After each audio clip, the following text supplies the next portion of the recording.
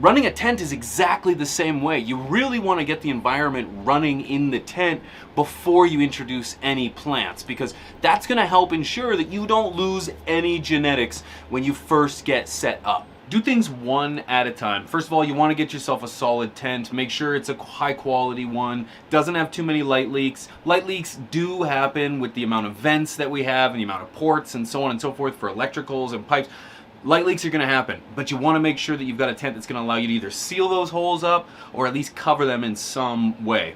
Then start at the top of your tent. Get your inline all set up. Don't put in your light yet. Get it so that you have the ability to give yourself some room, some space. This is going to let you get it set up good and easy, all right? Then go ahead and get your light up in there. I personally went with a light that would fill the entire tent. This is the SE7000 from Spider Farmer. Personally think for a 4x4 tent, it's the perfect light. It covers the space perfectly, and it does exactly what I want. Full spectrum, dial in, and everything that you need a light to do. And then, of course, work on your air circulation. Make sure that you've got fans in there. I use the clip-on fans, AC Infinity. They're so good because they can connect to the controller that modulate or regulates everything on the outside of the tent. It makes keeping things organized and dialed in so much easier.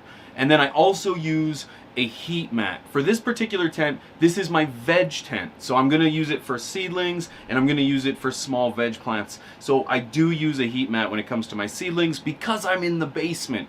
Every wall is surrounded by concrete and it's including the floor. So I need something to help alleviate that cold atmosphere that I've got surrounding my tent and make sure that it's nice and comfortable for my seedlings. Now this is going to be a veg tent, so I do want the temperatures to be a little bit warmer, and I also want the humidity to be a little bit higher. So I'll take those temperatures in and around that 80 degrees freedom units, maybe even a little touch higher, and then I'll take the humidity as high as 70%. You know, good air circulation is important.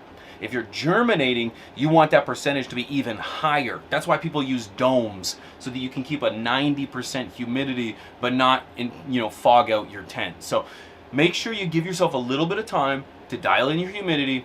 Your plants are gonna love it.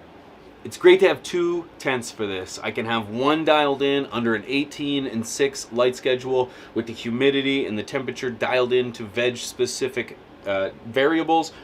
You're laughing. So then that way you can prep to have a perpetual garden. The flower tent is doing its own thing. It's blooming. It's getting nice and heavy with the buds. You've got the next round ready to go in that second tent. So that as soon as that other tent's harvested, these girls fire off in there. You're 8 to 10 weeks before you're going to be harvesting again. Within that 4 weeks, 5 weeks, you're going to plant the next round in the veg tent. Keeps a good, steady, perpetual garden schedule, and it's one that you won't regret. So that's a 2-tent setup, and I'm really happy with the way things are working out. It took a little time to get set up, but with a little preparation, you are gonna send yourself to the moon with results.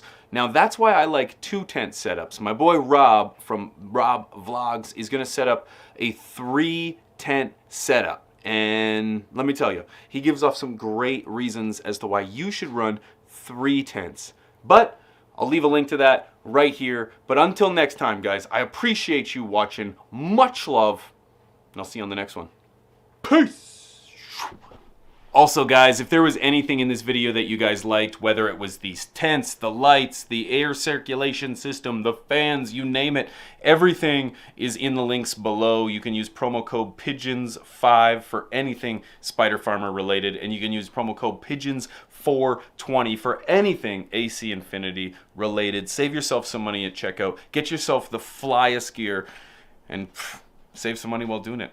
Take care, guys. Warning, this channel is meant